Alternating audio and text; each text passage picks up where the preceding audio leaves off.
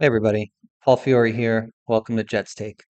Some thoughts after the Jets win today, 27-24 over Atlanta. I was going to record tomorrow, but considering the afternoon football games are 4 o'clock slate anyways, not great. Um, I decided to kind of, while my thoughts are fresh in my head, to just jump on here and give some quick things. So considering where we are in the season, a win. Uh, for the players, think, you know, good for them. Um, I've said this before. I'm on the train of I'm okay with whatever really happens. Um, I think that they're too good in a mix of bad teams. They're a good bad team. So I think that they're probably going to wind up winning 5 games. Um, New Orleans is awful. Uh, Miami in MetLife, cold weather. I think that that's a good chance of a win there too. So, I think they're going to be a 5-win team, 4 or 5-win team. They certainly were never going to be a 2-win team with the amount of effort they're playing with for Glenn. But, I've been in the camp of I'd rather them lose than win from a fan standpoint. Now, that's just me as a fan. I'm not an idiot. I know that the players play to win. The coaches coach to win. Um, and so I'm not terribly upset if they win another couple of games this year and they finish with the seventh pick. And I know for people who are on the pro tank, the people that are kind of we want the number one pick or number two pick, they're going to be pissed off. But I kind of have I have a nuanced view on this. The Jets have 2 number 1s this year. They have 3 number 1s next year. They have multiple second round picks. They have lots of premium draft capital. I want them to lose because I don't want them to have to give up too much of that capital to get their quarterback. However, and I say this with a big caveat, they love a quarterback. And it doesn't matter what I think, it doesn't matter with anybody, any of the fan base thinks, you know, should they draft somebody in 26? Should they draft somebody in 27? I think I laid out a good reason why I feel 26 should be when they draft a quarterback.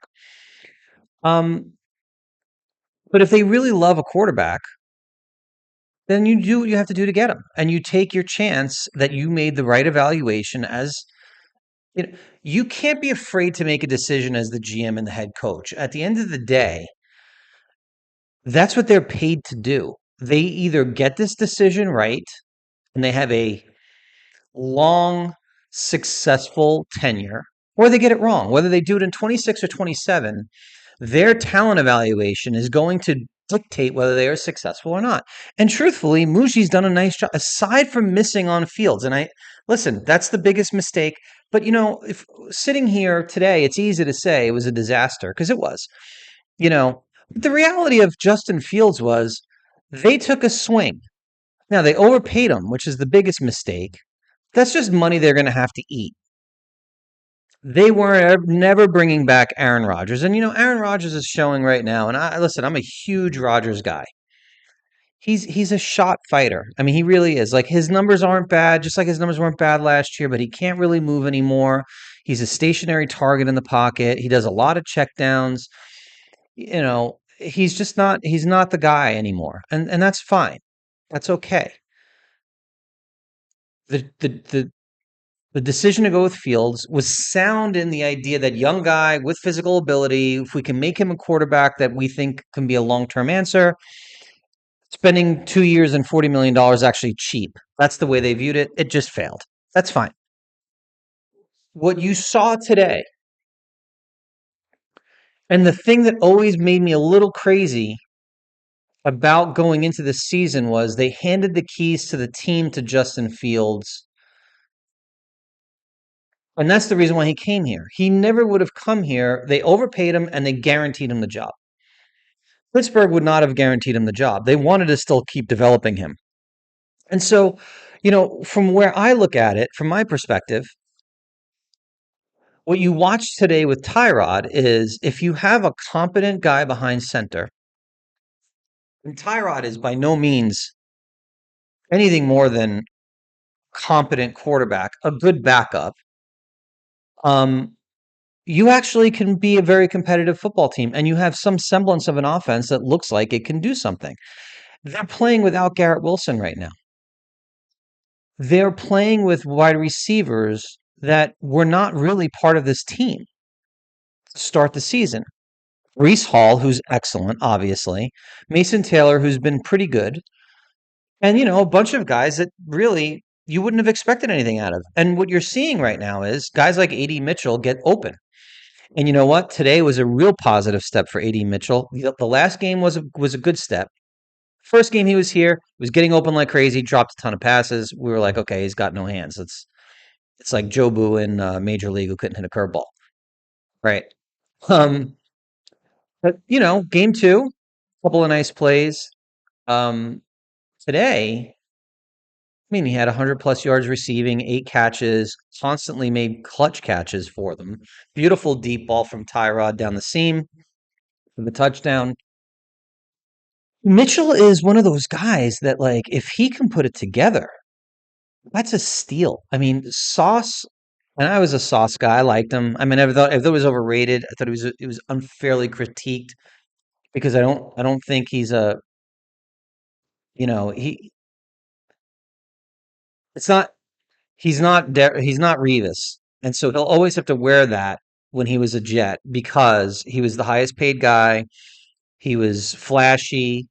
And so, people just didn't take to Sauce in that way. I liked him. I thought he was overpaid, obviously. But when you trade Sauce for 2 first-round picks and Mitchell, if Mitchell turns out to be a wide receiver 3, or I mean, maybe even a wide receiver 2, and you still get those 2 first-round picks, and I don't know if you guys have noticed, but Indy is falling apart. That pick is now, what, number 20, I think, 2021 in the draft today. They have a ton of difficult opponents left. Their remaining schedule, their last 5 games are not easy. Daniel Jones is hurt. Sauce left the game today injured. There's a chance that that pick gets into the high teens, this year's first rounder. And so that trade's a steal. So Muji deserves a ton of credit for that because they wanted Mitchell. They got Mitchell. He's been very, very good. You know, all these guys that he's picked up have shown a lot. And so, like, from my perspective, the roster building that's happening in season has been way more impressive than what they did in the offseason. The offseason was really kind of, I mean, their biggest signing was Stevens. He's been fine, I guess. I mean, he's overpaid, but whatever. The other guys that they've picked up along the way, Briggs, all these guys that they've been picking up have become contributors. And so it makes me feel better about Muji going into a very important offseason. So the Jets will have, whether they finish with the fourth, fifth pick, or the sixth or seventh pick, they have the ability, if they love a guy, and you guys know I love Mendoza. I really like Mendoza. Just say love him. I really like Mendoza. I think next week against Ohio State will really solidify what I feel about Mendoza as a quarterback. But again, it doesn't matter what I think. It matters what Muji and Glenn want. I think that if the Jets decide they love a quarterback that they want to go get in 26, you make the decision.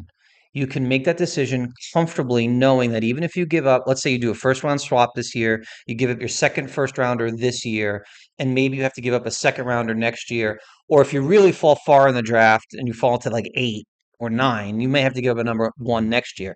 You still have you still have 2 more number ones next year. You still have multiple high round picks. And if you really look at it, plus you have, I think it's roughly 90 million in cap this year, and then well north of 100 million in 27. The Jets offensively, if Mitchell continues to play this way, and Mechie had a bad game today, but if Mechie, gets more consistent and plays the way he did the first 2 games, is there not a world where the Jets offensively are really a wide receiver and a quarterback away And let's say you bring back your offensive line because you can afford to, right? You can re-sign Simpson or you bring back AVT on a cheaper 1 year deal, prove it deal. One of those two guys comes back. You probably can draft a guard if you needed to in the draft and move Tittman back to center, or you can keep Tittman at guard and draft a center. But if you do that, Mason Taylor is fine. Ruckert has proven to be a pretty decent tight end too. You need a quarterback, and if you get a wide receiver in the draft, or if you have to give up your first round pick, the other argument being go sign a free agent wide receiver. But I'd rather not. Here's what I would do. If I love the quarterback, I draft the quarterback, give up capital that I need to. So I'm not really worried about the wins and losses as much right now.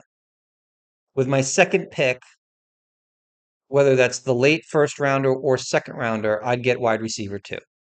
Or I guess it would be potentially wide receiver three if Mitchell keeps doing this, which is fine. Later on, you can draft a guard or a center, re-sign one of AVT or Simpson. And I think that your offense is competent enough, may not be perfect yet, but you're gonna have a rookie quarterback. But I think you got a pretty solid offensive line. Keep Brees. Brees Hall needs to sign a 3 year extension, maybe even a 4 year extension with 2 years guaranteed. Lock him up. There is no reason you cannot win with that offense. There's no reason you can't. The offense needs a lot less in personnel than the defense does. I would use a lot of my remaining draft capital between 26 and 27 on building that defense. Get me an edge rusher. You desperately need one. Get me help at the linebacker position. It needs to be rebuilt.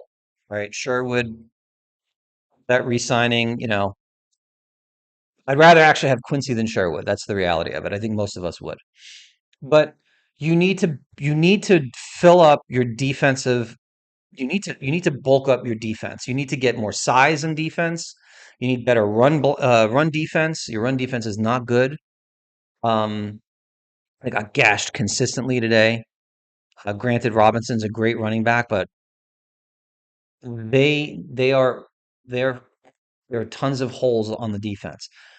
What I'm saying is, when you have $90 million in cap room, there's going to be plenty of guys you can get in free agency that may not be superstars, but you don't need superstars.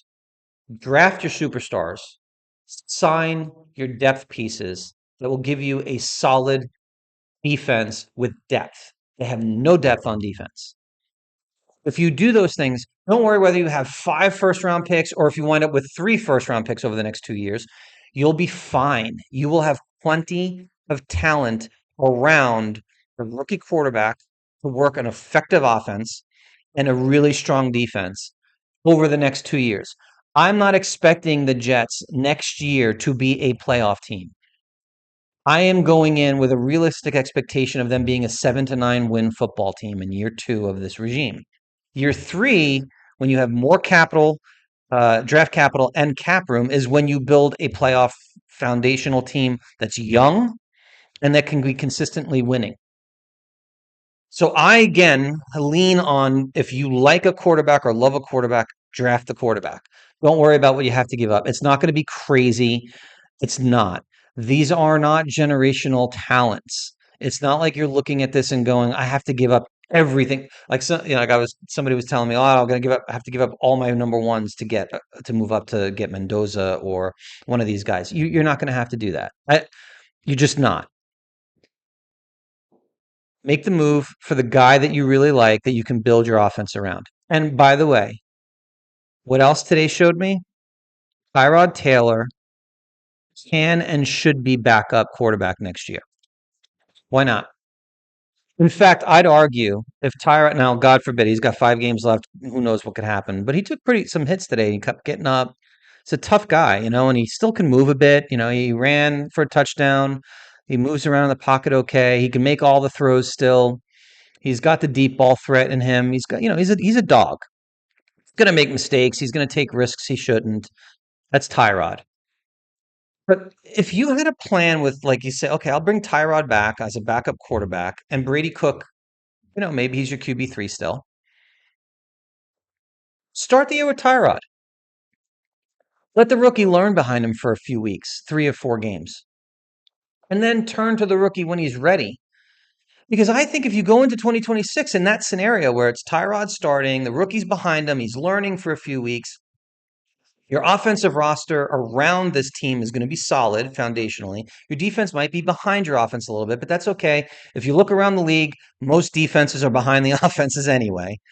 Again, if it's a 2-year plan, what I'm afraid of for 2027, if the Jets get a bridge quarterback for 26 and they draft all these other players around and they build out their roster in 26, which it won't be fully built out, but they build it out, and they win 7 games or 8 games without their starting quarterback. And now they're drafting 15 or 16 next year in 27. Who's to say the teams ahead of them aren't all going to want the quarterbacks that, I see everybody on X drooling over, saying Arch, guys like that, right? If Simpson comes back for another year or Moore goes back for another year, you just don't know. I feel like you put yourself in a situation where you just don't know. There's too many variables about how much capital in 27 you would have to give up to take the quarterback that you should have taken maybe in 26. So that's just my view. I know I'm going to hear a lot of people tell me Mendoza's not a first round pick. Ty Simpson's not a first round pick. Dante Moore's the only guy, but he shouldn't come out. Arch, there was a whole thing about Arch and whether he should or shouldn't come out. I think, look, the reality is, and this is not his name for me. I watch every Texas football game every Saturday. I live in Texas. I watch the Longhorns every week. Arch today versus Arch at the beginning of the season is a different guy. He's way more comfortable. I still think he needs another year. That year could be a year still at Texas where he dominates and becomes the consensus number one. Or if he decides to declare this year, sit an entire season full of Patrick, like literally what they did with Patrick Mahomes, where he sat a full year before he played and learn. Arch is a smart kid. He's got a lot of talent. He's got some arm mechanic issues that make me a little bit crazy about him. But man, he can throw the ball. He's got all the physical attributes. He's going to be very, very good. Well, I think the Jets should draft Arch if he was available. I I might have PTSD as a Jet fan.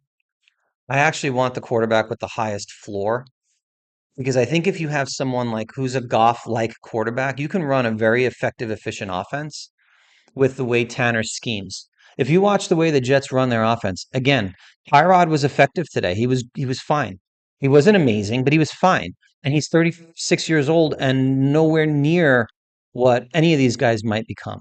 So if it's Mendoza or Simpson or more any of these guys, if they're quick on their reads, able to process a defense and accurate, I think they could be very, very effective in this offense. I really do, because I think Brees is a stud.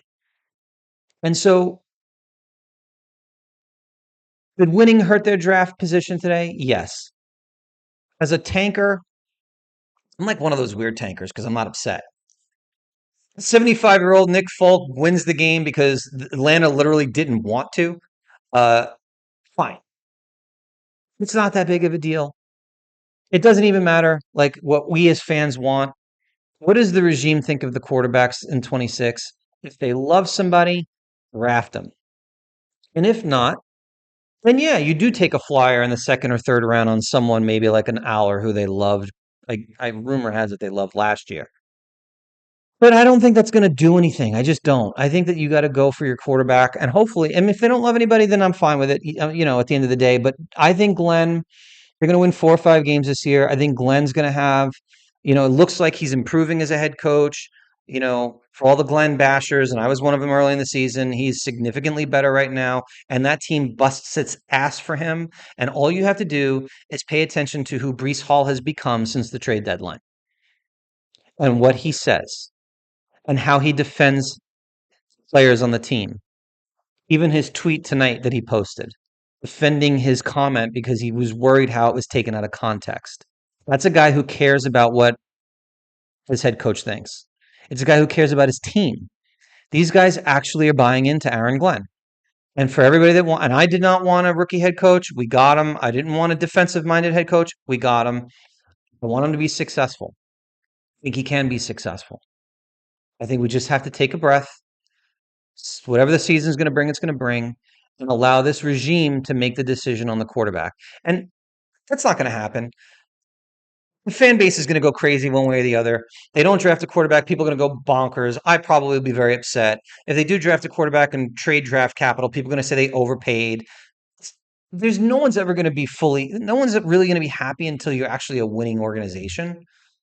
But the sane view of this is it has to play out. This regime needs to make their decisions, and they will either have a successful, long tenure because they make the right decision at quarterback, or they will be out of a job in 3 years. That's the reality of it. So let's see what happens. I hope you guys enjoyed tuning in. I appreciate it. Getting great feedback. It's a lot of fun for me to just be able to kind of talk and go through this stuff. And hopefully it'll grow the channel over time. Please click like and subscribe. And I'll talk to you guys in the near future. Thanks.